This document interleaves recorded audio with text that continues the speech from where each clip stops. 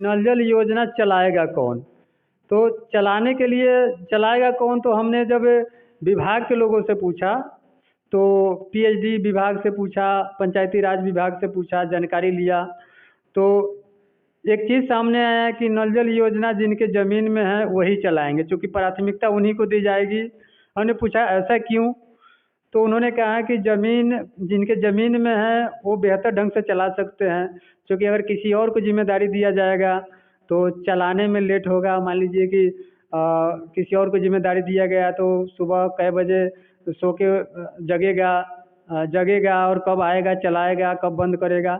लेकिन अगर जिनके भूमि में है, जिनके दरवाजे पर है, उनको अगर यह जिम्मेदारी दे दिया जाए तो बेहतर ढंग से चल पाएगा और सभी के घरों तक पानी पहुँचेगा।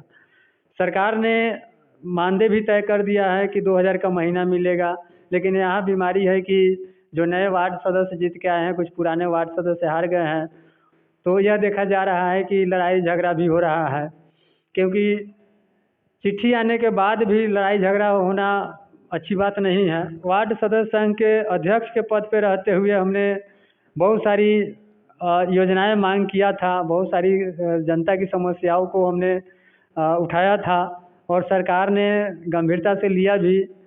और सरकार की एक महत्वपूर्ण योजना थी हर घर शौचालय, उसका नाम हमने दिया घर घर शौचालय महिलाओं का सामान, क्योंकि शौचालय अगर घर घर बनती है तो कहीं ना कहीं महिलाओं को सामान मिलेगा, महिलाओं की जो इज्जत है वो बचेगी। राजेश जी, आपसे एक सवाल है। नल जल और हमारा शौचालय योजना बहुत ही अच्छा योजना है, सरकार का पैसा भी खर्च हो रहा है, लेकिन मेरे जानकारी में अभी तक है कि ना तो नल जल योजना सक्सेस हुआ और ना तो शौचालय का योजना सक्सेस हुआ। क्या ये बात सत्य है? क्या आप दर्शकों को बताएंगे? देखिए, पंचायती राज विभाग में नल जल योजना था तो कहीं काम हुआ, कहीं नहीं हुआ, कहीं आधा अधूरा हुआ। इसको देखते हुए सरकार ने पीएचडी विभाग को दे दिया है कि जहाँ अधूरा है, जहाँ टूट फूट गया है, जहाँ काम नहीं हो पाया, वहाँ पीएचडी विभाग अपने स्तर से उस काम को पूरा कराएंगे। राजेश जी, वार्ड संघ का जो अध्यक्ष है, जो बनाया गया संविधान वार्ड के लिए, वो इसलिए बनाया गया था कि वार्ड के हमारा एक आदमी होगा जो वार्ड की बातें को लेके जिला में शासन और प्रशासन तक जाएगी। बिहार सरकार ने वार्ड को एक अधिकार दिया वार्ड सभा का, और वार्ड सभा के माध्यम से समस्या इकट्ठा करना और इकट्ठा करने के बाद ग्राम सभा में उस समस्या को रखना।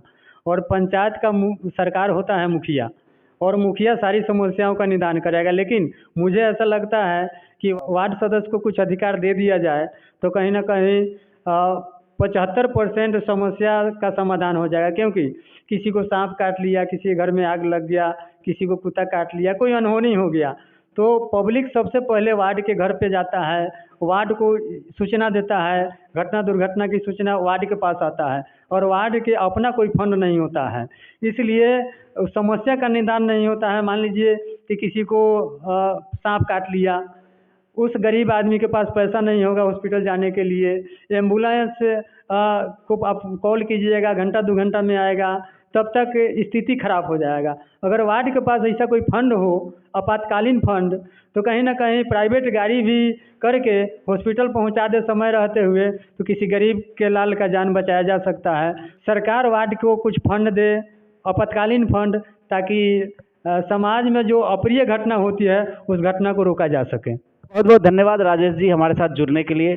तो हमारे व्यूवर देख रहे हैं आपको, और राजेश जी का 2-3 पॉइंट नोट करने वाली बात है। सही नेता को चुना जाए, सही नेता को वोट किया जाए, नेता के बहकाव में झांसे में ना आए, और आप बताएंगे कमेंट सेक्शन में कि आने वाले चुनाव में हमें कैसा नेता चाहिए, और नल जल योजना और शौचालय योजना आपके इलाके में कैसा चल रहा है, प्लीज़ कमेंट करके आप ज़रूर बताएंगे। अगले वीडियो में फिर मिलते हैं, तब तक के लिए जय हिंद, जय भारत।